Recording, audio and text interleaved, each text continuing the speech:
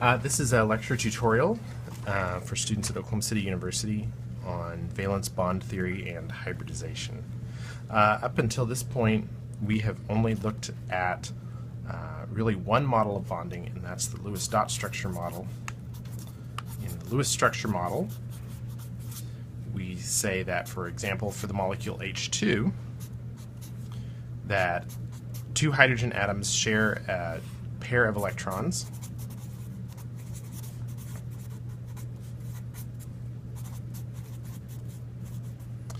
and really the only way we have to think about this is that each of the atoms in the molecule have to satisfy the octet rule, or in the case of hydrogen, the so-called duet rule, where either 2 for hydrogen or 8 for every other nonmetal atom have to be present around the atom in the molecule.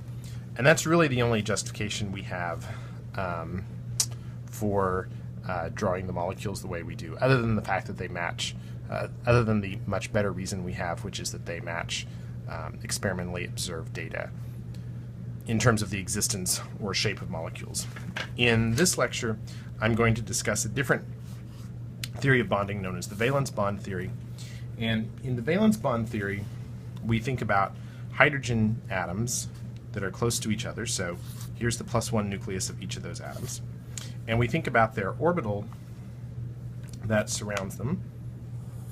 For hydrogen, that's the 1s orbital. And we would say in the valence bond theory that the overlap of the two 1s orbitals here in between results in a bond. We have not gone through the theoretical background for why this theory is valid. At this point, we're going to take it, or anyway, you are going to take it on faith that this is a valid theory for various reasons. One of the other ways that we often look at this is we think of the electron density as a graph. If you were to graph the electron density for the H2 molecule, you would find that the greatest electron density is at the nuclei.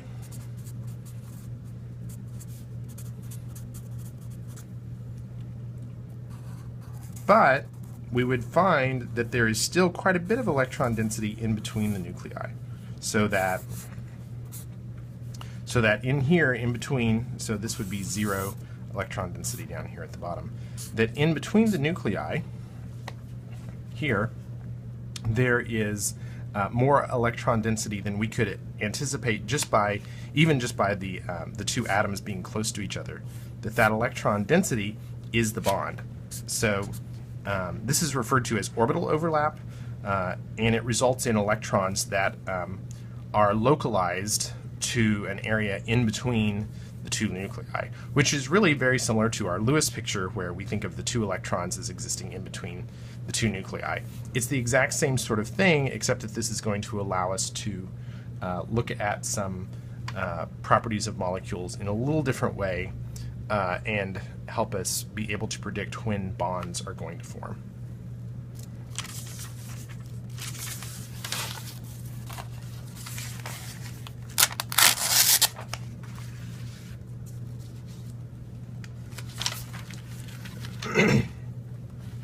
So the valence bond theory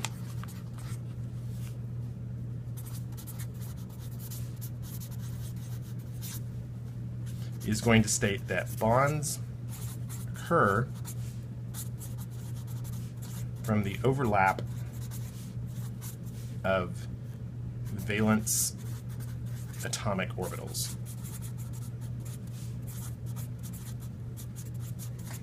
So for the case of the Cl2 molecule, chlorine, we would think of chlorine as having a +17 nucleus from its 17 protons. And it has a bunch of orbitals in here, but the only two that are going to participate in the bonding are the 2p valence orbitals.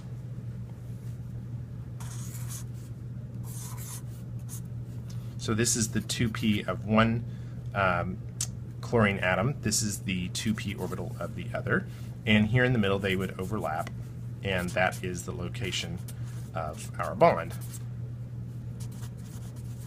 which again is exactly the same thing that we would see in the Lewis structure. There are some valence electrons that are not participating in the bond, but here in between them we have shared electrons that are participating in the bond. This is fairly easy for simple molecules like Cl2 and H2, but it gets a little more complicated when we deal with larger molecules. If we think about methane, we recognize a problem, which is we know from VSEPR theory that methane forms a tetrahedral shape.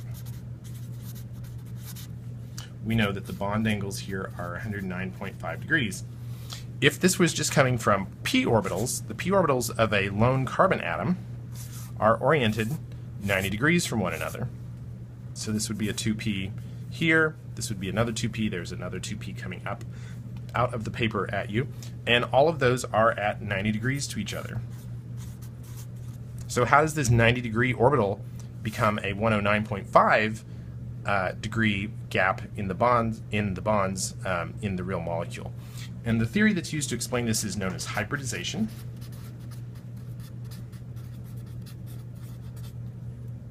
And again, there are theoretical reasons that this idea is valid that are beyond the scope of the course. But what is observed to happen is that in molecules like methane, we see that the 2s orbital of carbon and each of the 3 2p orbitals, and I'm just drawing the orbitals here by themselves without, the nucleus is in the middle here, as it's in the middle over here. The 2p orbitals come together and create new orbitals in the atom. This 2p is meant to be coming out at you, which is hard to show. But what happens is that all of these orbitals get mixed together and in the molecule become what are called hybrid orbitals. One of them will stick out straight up. One of them will stick out 109.5 degrees from that one. Another one will stick out 109.5 degrees from that one. The other will stick out 109.5 degrees from that one. Each of these is known as an sp3 orbital because they are formed from an s orbital and 3 p's. So you can think of there being a superscript 1 on the s to indicate that one s orbital and 3 p orbitals were combined to make each of these hybrid orbitals. We normally don't write the 1. Notice that 4 atomic orbitals went into creating 4 separate sp3 hybrid orbitals in the molecule. So the better way to think of this, that's a confusing mark, this is how the orbitals would exist in an atom of carbon. This is how the orbitals would exist as for carbon in CH4 or any other tetrahedral molecule. It turns out that this is true for not only tetrahedral molecules but any molecules with 4 electron domains. So pyramidal and bent tetrahedral molecules also will have their orbitals in this sp3 type configuration. Another thing that can happen is you can have a 2s combine with a 2p and a second 2p, but not with the third 2p, so that only these 3 orbitals combine. And in this case, you get 3 what are called sp2 orbitals. So each of these is an sp2. And the unhybridized 2p orbital would be coming in and out of the plane of the paper. We see this in molecules like carbonate, or polyatomic ions like carbonate, where we know from VSEPR theory that this is a 120 degree bond angle, and the hybrid orbitals form an angle of 120 degrees as well. The third possibility that we're going to see, or that we're going to examine this semester, is a 2s or 3s, it doesn't matter, but an s orbital and a p orbital could come together, leaving the other 2 unhybridized. So these 2 could come together and form what are called sp orbitals, and sp orbitals are 180 degrees apart, and so this will not, and then there would be an unhybridized orbital coming in and out of the plane, and another one in the plane of the orbital of the sp orbitals. This is observed in molecules like carbon dioxide that are linear, that the hybridized sp orbitals appear.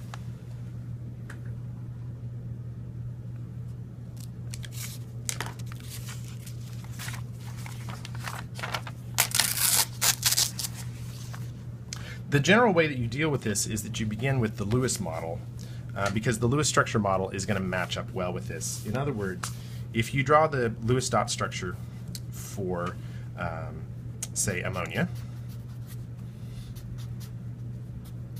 comes out looking like this. It's a pyramidal.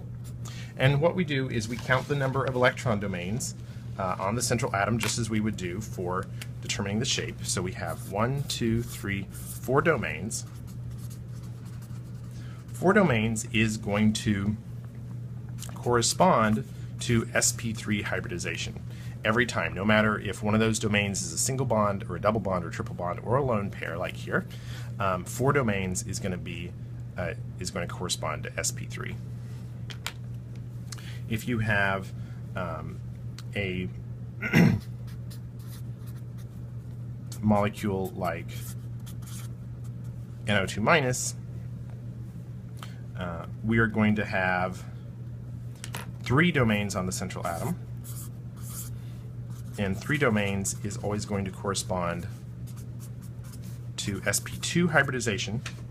Again, the easy way to look at this is that there's 4 orbitals here.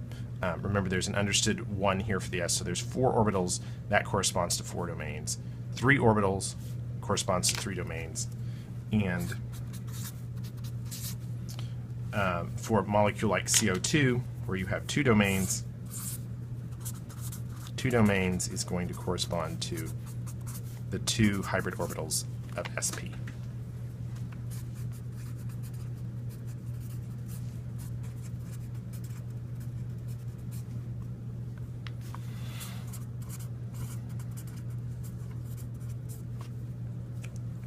So let me give you a practice problem, and feel free to pause the video at this point, because after I give the example, I'm going to immediately give the answer, but feel free to listen to the question and then pause the video and practice this on your own. If I give, the question I'm going to ask is, what is the hybridization for each carbon below?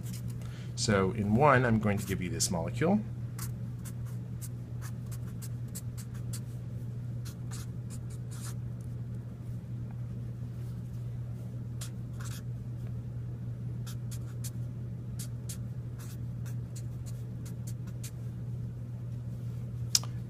Then I'm going to give you this molecule.